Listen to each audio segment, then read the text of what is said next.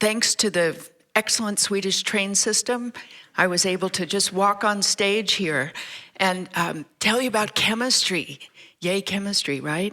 And I have 3 brilliant students who apparently, I just met them, cover the whole gamut of chemistry. But I want to introduce an idea that I'm having a lot of fun with these days, and it is provocative because I'd like to replace all chemists with microbes, because they truly are the best chemists on the planet, thanks to these remarkable molecular machines that they have called enzymes. And I've been playing with enzymes for a really long time, trying to get them to do new things that serve human beings rather than the organisms that make them. Now, enzymes, of course, like all proteins, are encoded in DNA. And they're the products of this incredible process called evolution. Enzymes were made by evolution, and it's really a powerful process to make yet more new ones. There's no reason that evolution would have stopped. And so I'm trained as an engineer. Actually, I'm not a chemist, and the chemists love to tell me that.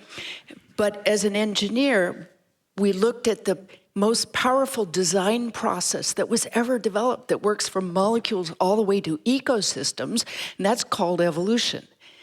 Now, because proteins are the products of this simple algorithmic design process, you turn the crank of mutation and natural selection, it means that they can be evolved further through this process.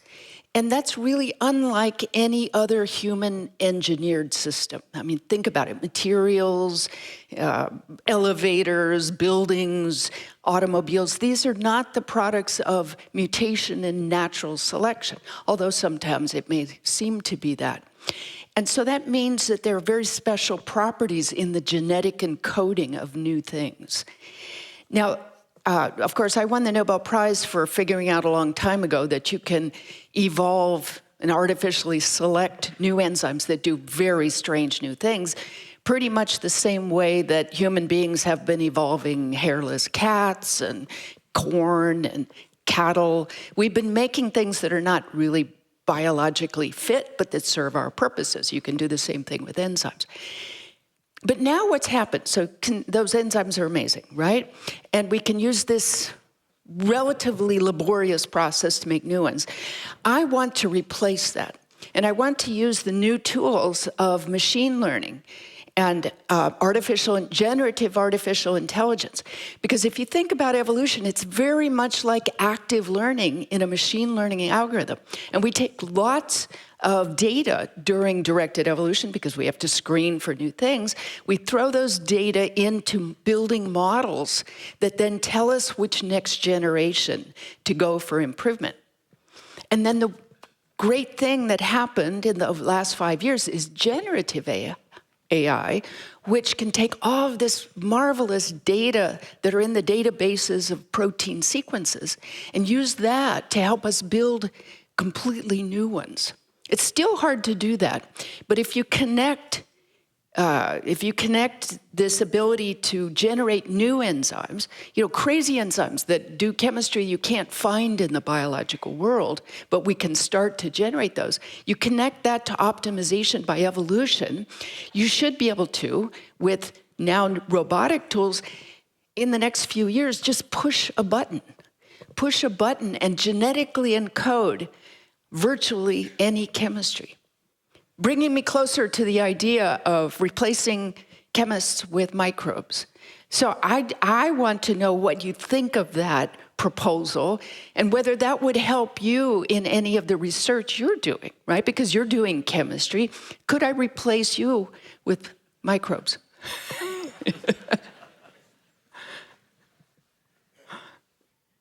Yes, okay, but when you say that you can technically encode all of chemistry, do you really mean that you can actually do anything, or are there any limitations to that? Boy, I get the hard ones here. Well, of course, we exaggerate to make the statement. That's why I said nearly all of chemistry, because what are the limitations of using biology to make things? Working in water, primarily a medium of water, It's biologically relevant, but may not be relevant for making, fuels, for example. It might be hard to make some things in water. In inorganic chemistry, I know you're working with some surfaces that we would not call easily accessible to enzymes. So those are some of the detailed limitations, I would say, to this idea. Maybe I should just say virtually any organic chemistry, but that's not true either, because we made the first carbon-silicon bonds. And, we're starting to add new elements to the catalytic, to the periodic table of biology. Do you use enzymes in your work? No, but I guess there could definitely be a possibility of doing that.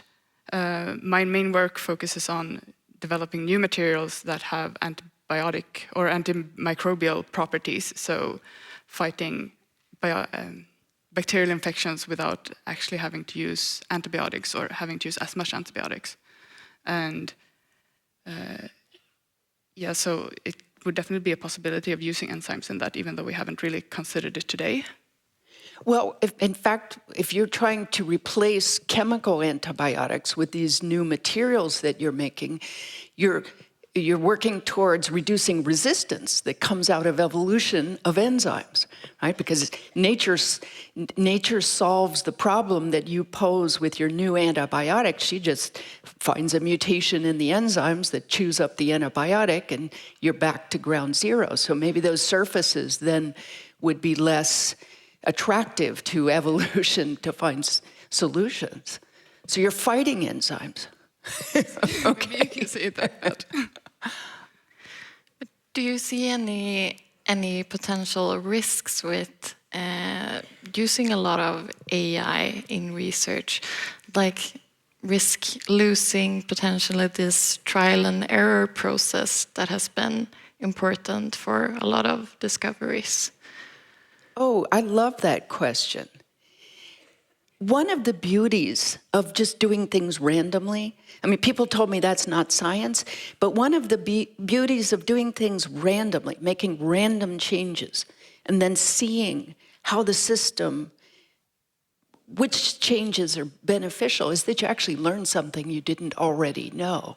If you sit down and design, you're just using what you already know. So yes, I see that losing that randomness could send you in the wrong direction. But the benefit, of course, of losing the randomness is that you can save a lot of time, because there's so many ways that evolution could go, and most of those are totally useless. If using data sends you in the right direction, you might miss out on some great opportunities, but you might find some pretty good opportunities and save a lot of time doing that. But I love random. Yeah. Do you see any way to use generative AI to speed up this evolution of the enzymes? Because the limiting factor will be the actual generation of the enzymes, right? The mutations themselves. So how do you see incorporating AI to speed up this process?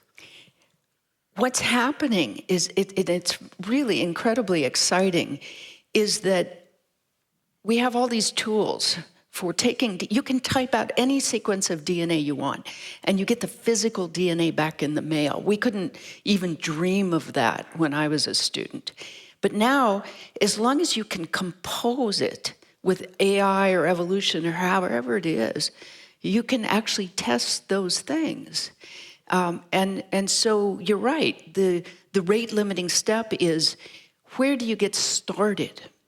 That's the hard thing. If you want to genetically encode chemistry that biology has never seen before, we have to know something about that in order to get started using generative AI. But that's last year's Nobel Prize to David Baker was for technology that can really make some bad enzymes, but good enough where evolution could take over. And that's really all you need as a starting point. And the other power, Jasper, is that there's so much data available now. 50, 60 years of sequencing DNA from the biological world, all deposited in databases. We're learning how to use that. And of course, high throughput experimentation. Do any of you want to incorporate machine learning in your experiments? Do you see opportunities for that? If not enzymes, how about these new technologies? Yeah, I think for me, working in analytical chemistry, we do see a trend where AI is becoming more and more useful, and something that I am considering, like also getting into.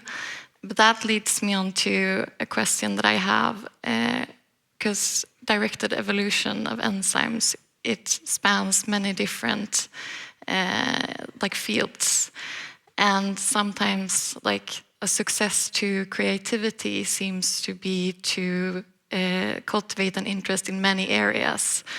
But like, do you see any risks with this being like this expert's dilemma, kind of being in many different fields, not being like fully the expert, the deep expert, but maybe being knowledgeable in a lot of things? And like, can you connect that to like AI also? Right, I should be replaced by AI. I'm not expert in anything, but know how to pull information from lots of places. AI is pretty good at that, and maybe I'll be replaced. If not by enzymes, by AI. Well, of course, we need both. We need experts who have deep foundational knowledge in a particular area.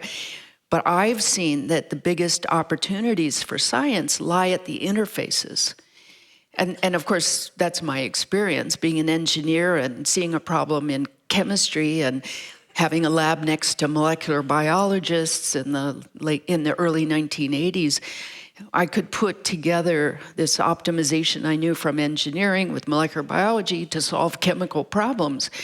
And of course, everybody thought that that was just nuts to do that, because it wasn't, it was so outside of what people were doing deeply in each field. But, after 30 years of applications, it actually has proven to be very useful. But I couldn't have done that, right, without collaborating with the domain experts. So it really depends on who you want to be. Do you want to be that person that bridges sciences? Or do you want to be that person who really develops the deep knowledge and the tools you need, for example, to diagnose cancer? You need a lot of novel tools to do that for the work that you do. Where do you want to be? Yeah, that's like a constant struggle. There are so many interesting things that you can get into, but you also don't want to lose like credibility in the separate fields because you're too broad. So like navigating that. Credibility is something I never worried about.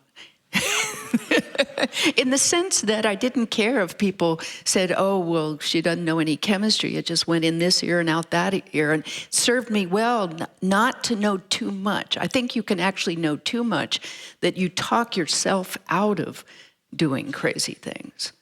Sometimes ignorance is bliss. Now, ignorance is not always a good excuse, but sometimes it works pretty well because you can take a very different approach to solving a problem if you don't know all the ways it can't be done.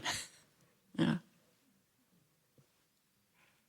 Okay, we talked a lot about AI and the possibilities with AI, but there is also a lot of talk about the dangers with AI. Do you have anything to say about that and related to your field, since you're using a lot of AI? So that's a very good question, and I could go into it for some length, but I'll just point out, yes, we evolved DNA to do new things, and a lot of people find that nerve-wracking and potentially dangerous.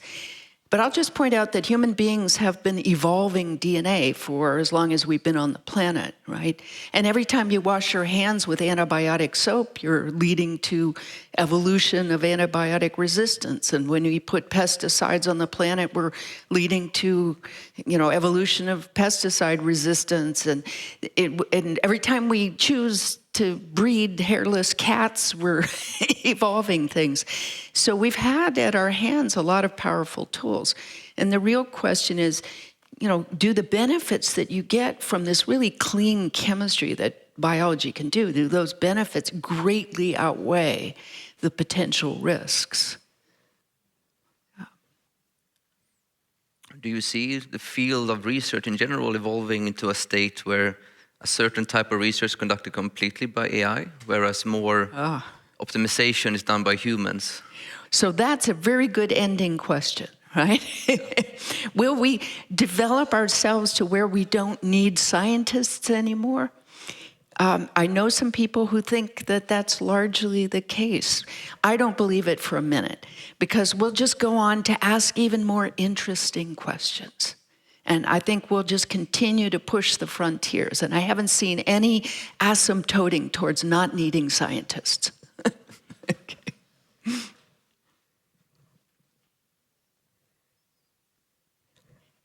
I thought, is time up? Yeah, I think so. Okay.